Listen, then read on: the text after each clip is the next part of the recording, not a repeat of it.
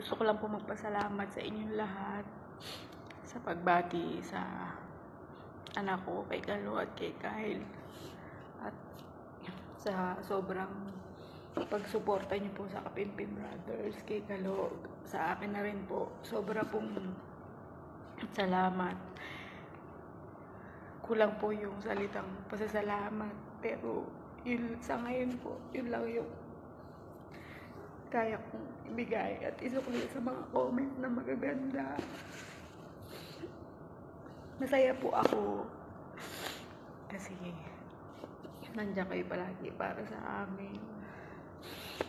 Salamat po. Hindi ko na po kayo ma-reply at isa-isa sa sobrang daming nagko-comment. Saka po may limit lang, baka maban ako ulit. Kaya po gumawa ako ng video para pasasalamat. Lalo na po kala Ate Gavin. Sobrang blessed. Hindi ko po expected yun. Kaya po sobrang happy ako at sobrang happy din po ako kasi nandiyan kayo palagi para sa amin. Kaya po maraming salamat po sa inyong lahat.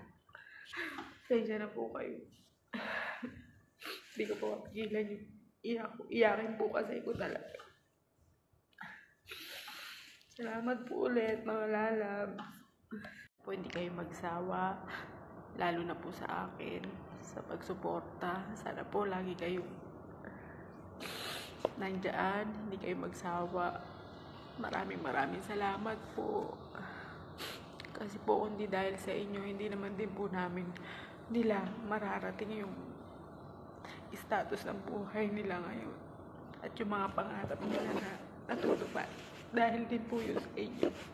Kaya po sobrang salamat po sa inyong lahat. God bless po sa ating lahat, lalo na po sa inyo.